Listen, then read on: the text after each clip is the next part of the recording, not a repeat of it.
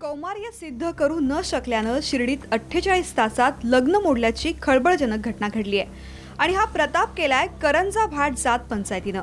मुळात याआधीही जात पंचायतीने असे तुघलकी फतवे काढल्याचं समोर आलंय, मात्र तरीही त्यांच्यावर हवी तशी कारवाई होत नसल्यानं या जात पंचायती मुजोर झाल्यात। या घटनेमुळे पुरोगामी म्हणवणाऱ्या महाराष्ट्राला काळीमा फासला गेलाय।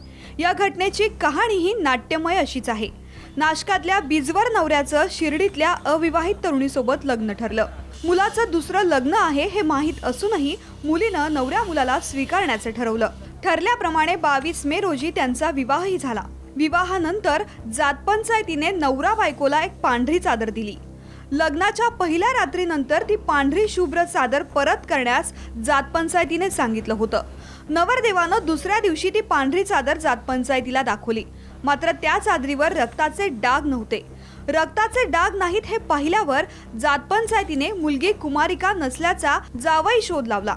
पंचायतीने नवऱ्या मुलाला चक्क माल खरा की खोटा असा अश्लाघ्य प्रश्न विचारला।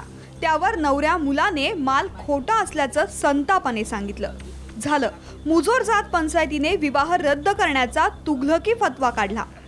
संगमनेरमध्ये 8-10 दिवसापूर्वी ज्या मुलीचं लग्न झालं त्यात तिची कौमार्याची चाचणी घेतली गेली आणि त्या कौमार्या चाचणीमध्ये ती खोटी म्हणजे ती यशस्वी झाली नाही असं त्यांचं म्हणणं आणि म्हणून ते लग्नच रद्दबातल ठरवलं।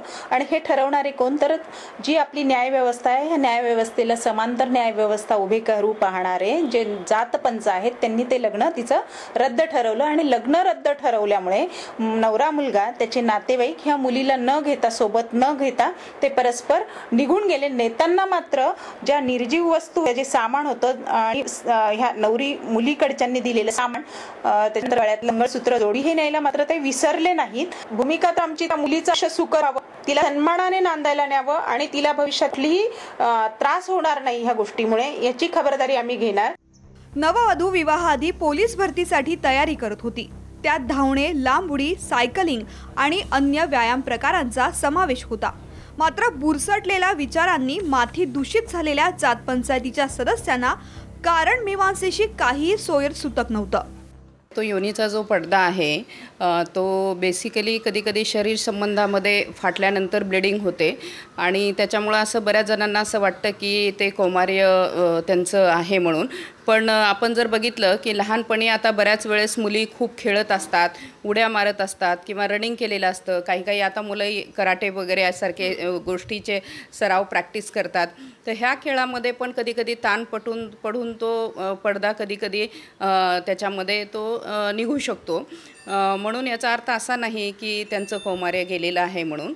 आणि त्याच्यामुळे मला असं वाटतं की असं नाही समजायला पाहिजे। आपण जर बघितलं की कधी शहरी भागामध्ये पण जर समजा काही टॅम्पून्स वगैरे जर ठेवले असतील तर त्याच्यामुळे पण थोडंसं ते मध्ये घालताना थोडा तो लूज होऊ शकतो तिथे आणि मग त्याच्यामुळे असं वाटत असेल किंवा की पडदा तो फाटलेला आहे म्हणजे कौमार्यच गेलेला आहे, तर तसं नसायला पाहिजे। या घटनेवरून जात पंचायतीचा पगडा आजही किती भारी आहे याचीच प्रचिती येते।